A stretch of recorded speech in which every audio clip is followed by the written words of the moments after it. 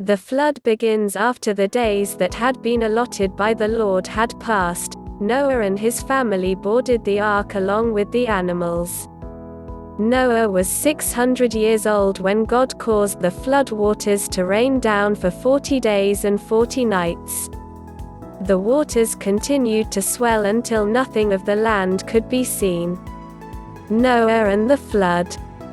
Genesis chapter 7, 1. And the Lord said unto Noah, Come thou and all thy house into the ark, for thee have I seen righteous before me in this generation. 2. Of every clean beast thou shalt take to thee by sevens, the male and his female, and of beasts that are not clean by two, the male and his female. 3. Of fowls also of the air by sevens, the male and the female, to keep seed alive upon the face of all the earth. 4. For yet 7 days, and I will cause it to rain upon the earth 40 days and 40 nights, and every living substance that I have made will I destroy from off the face of the earth. 5. And Noah did according unto all that the Lord commanded him. 6. And Noah was 600 years old when the flood of waters was upon the earth. 7. And Noah went in, and his sons, and his wife, and his sons' wives with him, into the ark, because of the waters of the flood. 8. Of clean beasts, and of beasts that are not clean, and of fowls, and of everything that creepeth upon the earth. 9. There went in 2 and 2 unto Noah into the ark, the male and the female, as God had commanded Noah. 10. And it came to pass after 7 days, that the waters of the flood were upon the earth. 11. In the 600th year of Noah's life, in the 2nd month, the 17th day of the month, the same day were all the fountains of the great deep broken up, and the windows of heaven were opened. 12. And the rain was upon the earth 40 days and 40 nights. 13. In the selfsame day entered Noah, and Shem, and Ham, and Japheth, the sons of Noah, and Noah's wife, and the 3 wives of his sons with them, into the ark. 14. They, and every beast after his kind, and all the cattle after their kind, and every creeping thing that creepeth upon the earth after his kind, and every fowl after his kind, every bird of every sort. 15. And they went in unto Noah into the ark, 2 and 2 of all flesh, wherein is the breath of life. 16. And they that went in male and female of all flesh, as God had commanded him, and the Lord shut him in. 17. And the flood was 40 days upon the earth, and the waters increased, and bare up the ark, and it was lift up above the earth. 18. And the waters prevailed, and were increased greatly upon the earth, and the ark went upon the face of the waters. 19. And the waters prevailed exceedingly upon the earth, and all the high hills, that were under the whole heaven, were covered. 20. 15 cubits upward did the waters prevail, and the mountains were covered.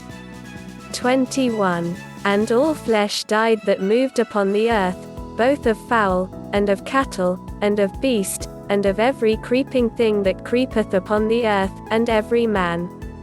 22. All in whose nostrils was the breath of life, of all that was in the dry land, died. 23. And every living substance was destroyed which was upon the face of the ground, both man, and cattle, and the creeping things, and the fowl of the heaven, and they were destroyed from the earth, and Noah only remained alive, and they that were with him in the ark.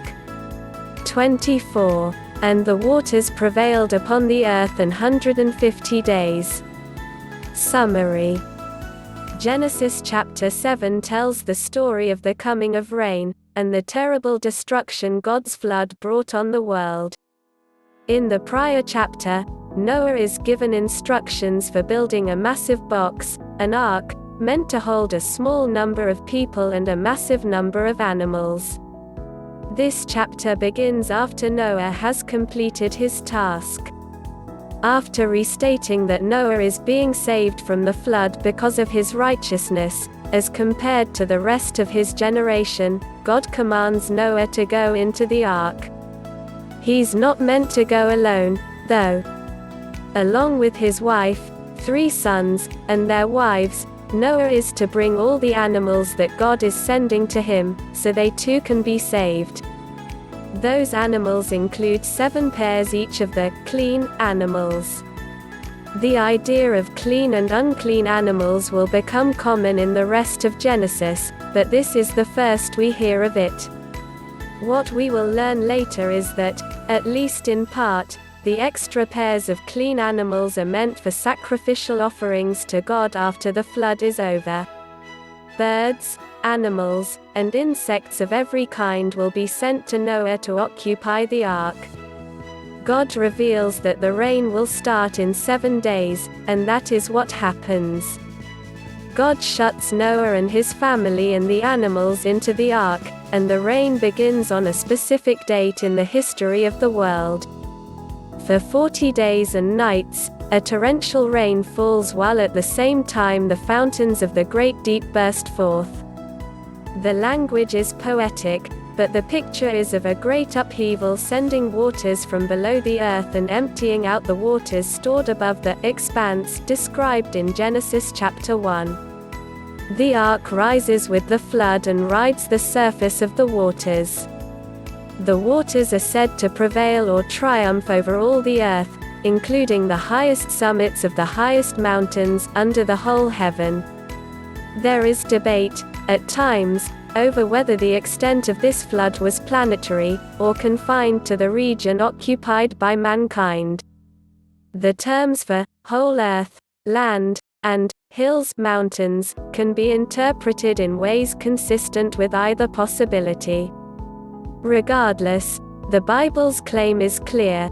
The flood covered the surface of the earth such that every land-dwelling, air-breathing creature in its path died, including every single human being not aboard the ark. The devastation is unimaginable. God exercised his authority as creator, judge, and Lord to end sin on the earth and to destroy so much of what he had made. Just as God transformed the newly created earth from water to dry land, Genesis chapter 1 verses 9 to 10, he now seems to be resetting his creation by returning it to water. We can't help but ask, if that is God's response to unchecked human sin in the world, what hope is there for any of us? How can any sinful, mortal human be loved by God and find peace with him? That's the question the rest of the Bible is written to answer. After the 40 days of rain, the waters continue to triumph on the earth for another 110 days before the ark finally comes to rest.